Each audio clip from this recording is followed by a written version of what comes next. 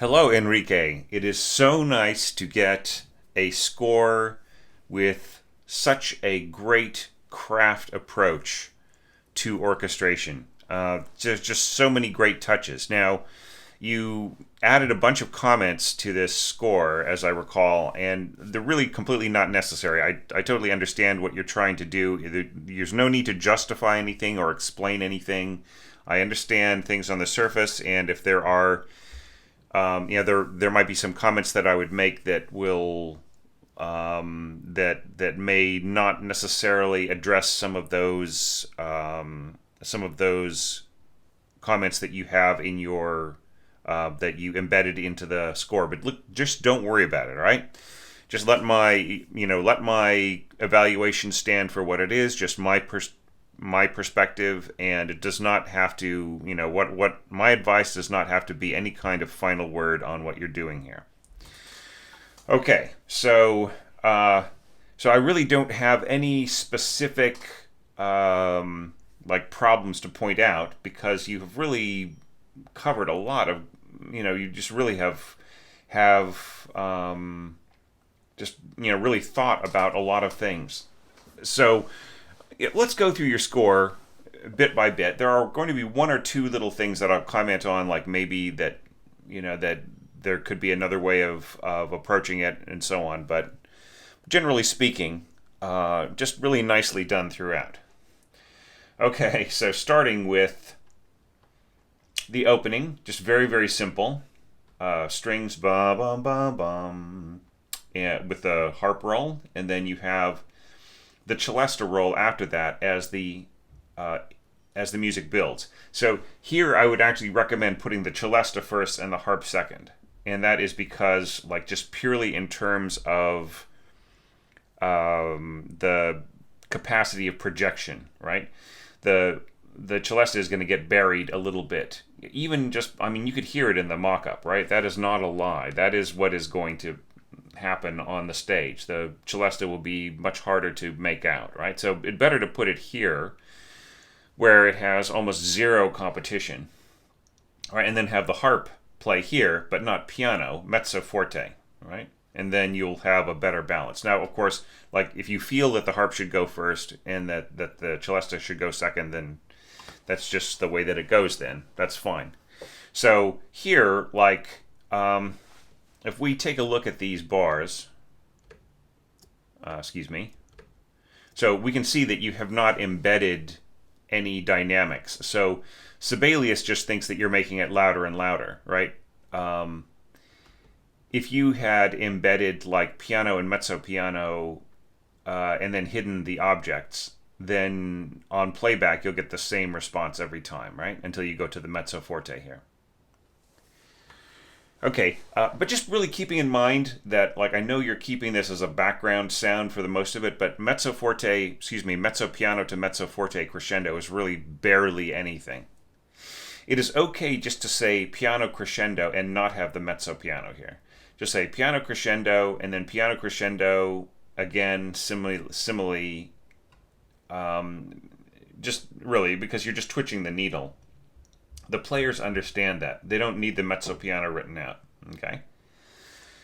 And then here you can go piano to mezzo forte, and that's actually going somewhere, right? And I would just say do it again, right? Just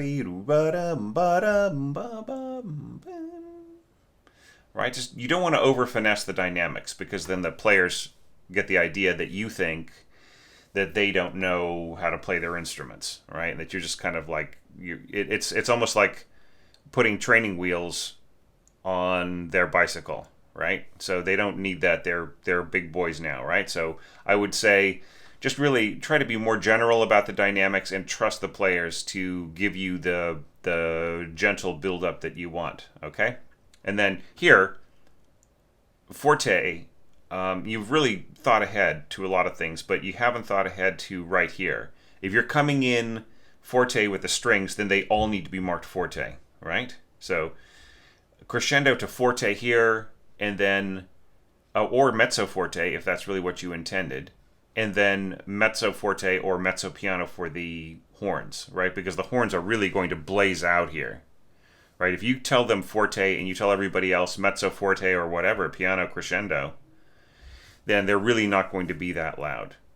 There could be an illusion here, like since you didn't put hidden objects here to cover your whole idea of piano to mezzo piano crescendo over and over and over again, Sibelius basically doesn't understand what you mean by sim. So it basically just said, okay, so last thing I heard in my playback engine was mezzo piano was here. So I'm going to go up to mezzo forte here. Then I'm going to go up to forte here, and then I'm going to go up to fortissimo here, right? So if you were listening to that on your playback, that's what was going on. The strings were playing fortissimo here, and so you were marking this mezzo forte, and you probably felt, oh, geez, the horns need to be louder there. The playback just does not make any sense, right? So if you were scoring, paying attention to the dynamic quality here. But yeah, but just really, I don't know. I mean, if like doing these pulsing dynamics, maybe it's better just to have like a da da da da da da da. Sorry, da da da da da da da da da da. I mean, it gets it's a little back and forthish. It's a little kind of slightly seasick, if you know what I mean. It's just like kind of starts to become a predictable swell and ebb. So maybe rethink this. Maybe just have a straight crescendo to forte here. And same thing here. You could just crescendo to forte or mezzo forte, but just make sure that the horns are well below the strings, or else they will, like I said before, in a real situation, they will definitely be too loud. And then this was nicely done. Coming in mezzo piano, diminuendo. I would give them a destination dynamic here, right? Down to pianissimo. Okay, now, bum ba ba bum bum ba da da da da. Nicely done. That's exactly what I want. But you have to have more string-like phrasing rather than wind or piano phrasing. This is the original piano phrasing. As I mentioned before, you may not have seen the other scores. But yeah, you have to sing it. Do you really want da, or do you want da da da, or da da da da?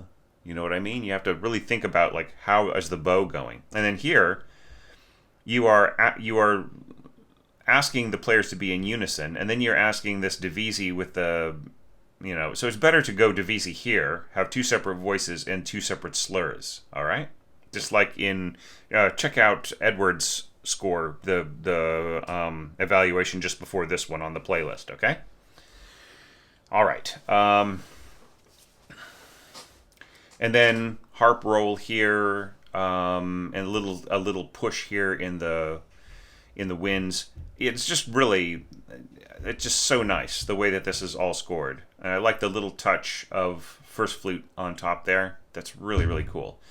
Okay, and then we get to bum bum bum bum. I like the little trill. That's neat, and I really like this. This is really thinking ahead. All right, this is following one of my pet peeves, and that is giving enough of a breath to the music so that this is heard very clearly from the very first beat. All right, and also the choice of instruments is very good for that as well.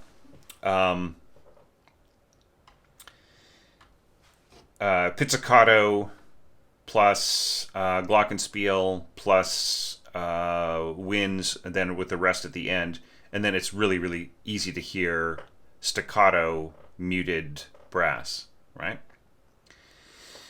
Okay, and then da da da bum bum. Once again, this is piano phrasing. I really would not imagine that a string player would go da.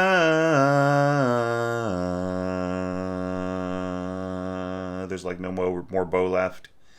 So maybe better just to bow these separately, or see, like, look at this, like you're going da da da. See, that's a really, really great bowing pattern. So why wasn't this given to the violins who are leading the section, right?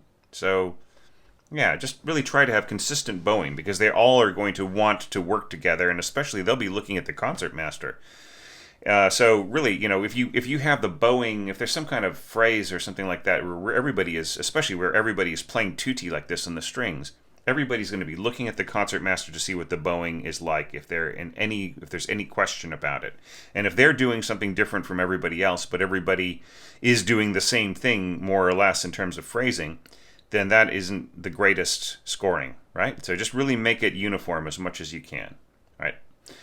Okay, and then right here, you really do have to mark so if you have unison here, then there has to be some sort of unison to the phrasing as well, to the slurring, right? Because right here you have divisi, and then, then you're basically telling the lower divisi ranks that they are going to be coming in here, but there's already a slur over the top, right? So that doesn't make any sense either. It's really best to have the entire section the entire group of violins do the same bowing as well. So you would, if you wanted to stick to this, you would still have to cut it off right here so that they could all come together unison right on this note in terms of their bowing, just for the cleanest effect.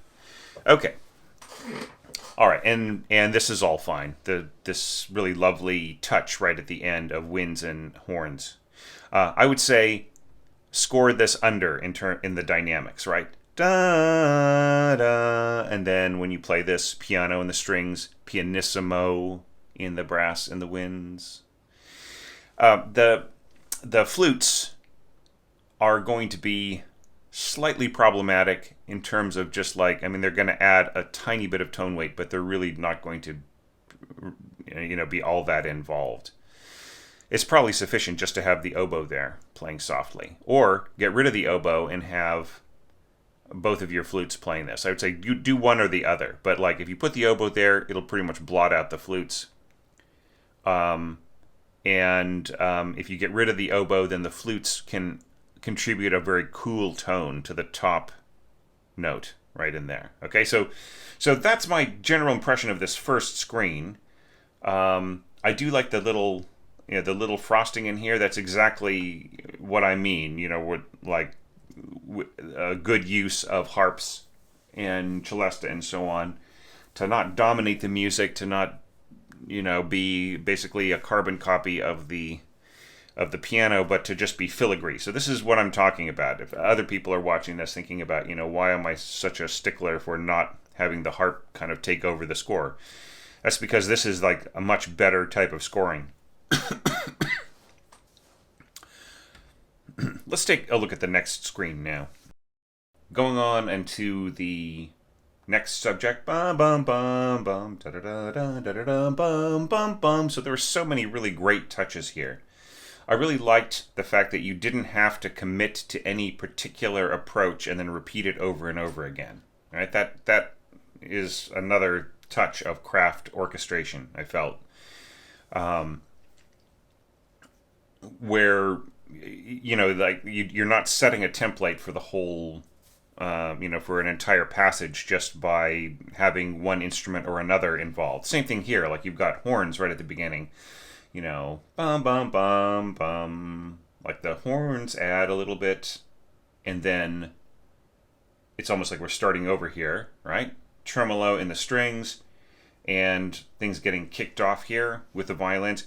I may have changed the layout of this page a little bit, so obviously this is, this line right here should be in this upper part.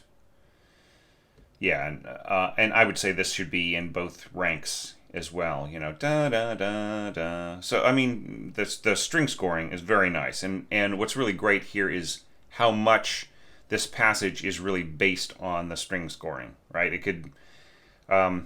One quality of a really well orchestrated passage is that you could actually take out all the other instruments and the strings would still convey the idea really, really well. Okay, that wouldn't be true for every passage of music, obviously, but it's really true in this case. And just going to the core of what it is about an orchestra that makes it orchestral, and it really is the strings and good, strong string writing. Now, here, I understand what you're trying to say here. Piano to mezzo forte by the time you get here, and then forte by the time you get there. I think you could just do this with one hairpin. I think things will be plenty loud by the time people get here, right? And, it'll just be understood, yeah, that I don't think people will be playing mezzo piano by the time they get there.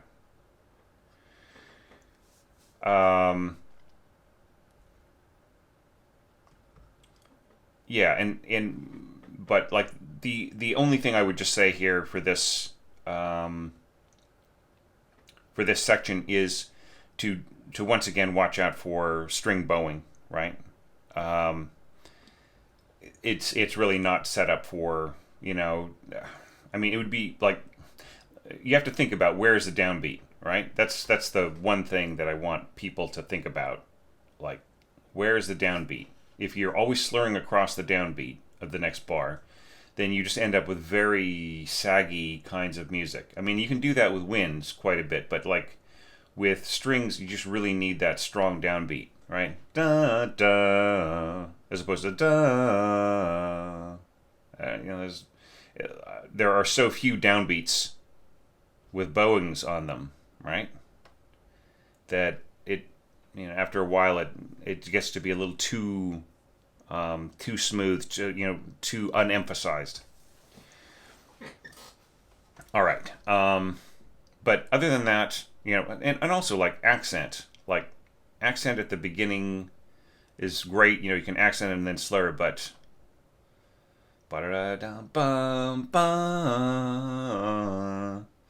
bum bum. Right. Just think about how different ways that you could be having the players bow these kinds of passages. Okay. And meanwhile, the winds are all doing fine right in here. I don't really see any big problems. Nothing scored too far out of range or anything like that. The oboes are going to be very bright and thin way up there inside and around and doubling the flutes. So, but it's still going to work fine. Here, I'm not so sure that the upper voice. I mean, it's a cool blend, but I'm not sure how much that is really contributing when you've already got the doubling with the strings. So, just a few little. If you really want to get into this finessed type of orchestration, that might be something else to think about. I really do love the touches from the brass. That don't necessarily dominate, but just add color. That's also a very good, very period, respecting the period very, very well. Yeah, and I really love this right in here. Just, little bit of lower brass. And, helping out the resolution there. I think this might be a little bit of overkill, like just maybe a little bit too much of kind of like letting us know that it's like saying, hey, here's the cadence, right? So just watch out about adding harp where it's appropriate, right? It's kind of like, if you're on the internet and you read a meme and it really agrees with everything you're saying, you just think, yeah, just that really socks it to the people that annoy me, Those are the things that I always suspect, right? I always suspect when somebody is telling me what I want to hear. And it's the same thing with like gestures like this that like feel right. Like if something feels right to do, sometimes question it. Say like, is that maybe, how many times did that feel right to me to do? So that would be the first question that I would ask. If something just feels like automatic, I would just say like, how many times have I done that? If I'm just thinking automatically here, right? So yeah, I'm just trying to not discourage, but to encourage people to question some of the harp standard, some of the standard harp things to do. They're not really cliches, but they are kind of fallbacks, right? All right, so moving on. All right, we're on to this little development, this climb. So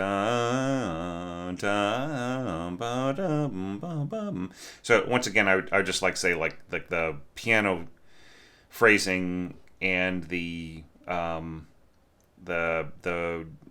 scoring. I'm not so sure if so. It's like what is natural for the violinist is to slur down here and then make this a new bow, right? Up, and then down, up, down, up. It's not awkward, but it's just less natural to go down, down, up, all in one bow, down, down, down. Sorry, to what I was saying, down, up, that last time singing, I was thinking of like the direction of the music, not the bowing. Sorry. So it's like, it just feels, it's just a little, I mean, it's doable, but yeah. Yeah, and wow, that is really going sky high right there. But it's still cool. Here's where I would say, yeah, I mean, it's all right to throw in a little bit of ottava if you're really going to just scrape the ceiling there and it's a solo part. But, yeah, you don't really need to do it till about right here. All right, you could go all the way up to written C sharp without the ottava. Right, and just save it for scraping up into that last octave, the top octave of the piano. Okay, yeah, and this celesta scoring right in here is fine. Same thing with the harp, that's all nice.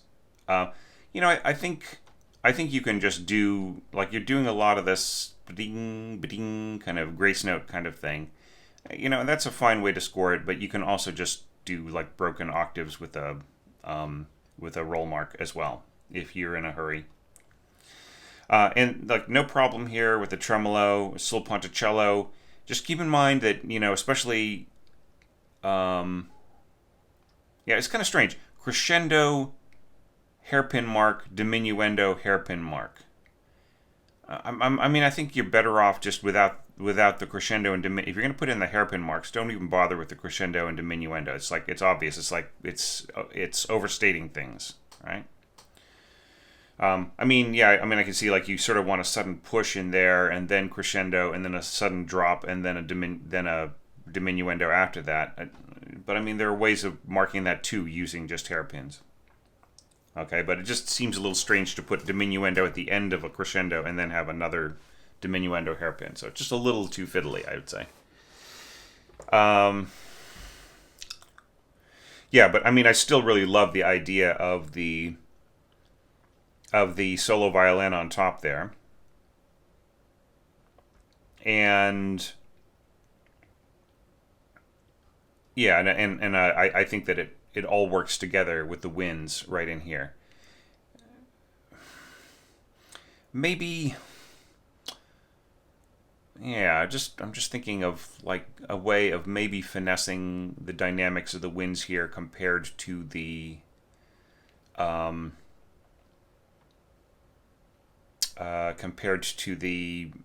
solo, maybe like a little colla parte in there for the other players, just so that they really are following the arc of the violinist and not just playing over them or just contributing too much. But that is just something that the conductor is going to balance as well. So yeah, I mean, once again, a great score, and as you can see, it's just like sometimes I will have a score from a developing orchestrator, and I'll pick apart more basic things about scoring, and sometimes I'll have a score from an orchestrator who's really starting to find their style and get a just a really craft focused approach, and then I'll have more craft things to pick apart, right? But it doesn't really mean that there's anything particularly bad about this. It's great, actually. It's really a very cool bit of scoring. And I'm noticing, Enrique, that you're already starting to make some comments on some other scores this morning, and I really appreciate that a lot. In fact, I would encourage everybody, especially within their group of evaluations, like, say, if you are like a website subscriber and you're in like the D group or the F group or whatever, just like comment on everybody's scores within that group, like on Facebook or on the YouTube page, and people can end up having really interesting conversations and help each other out, and it just really makes the community stronger, getting to know other orchestrators and helping them out with a comment and getting some help back from them or some insights, or even just saying that you like the person's score, some little minor part about it, or just share some perspective about how you solved a problem, right? That all really helps. So thank you for so far. And I would just say, like, if you can leave a few comments on the Patreon feed for the other people in the dotted semi-brev category, that would really be awesome. Or on the YouTube, in the YouTube comments, it would be really fantastic. So really, I do appreciate that, and I appreciate your support of the channel via Patreon. It really helps a lot. It makes all this possible, and I can't thank you enough.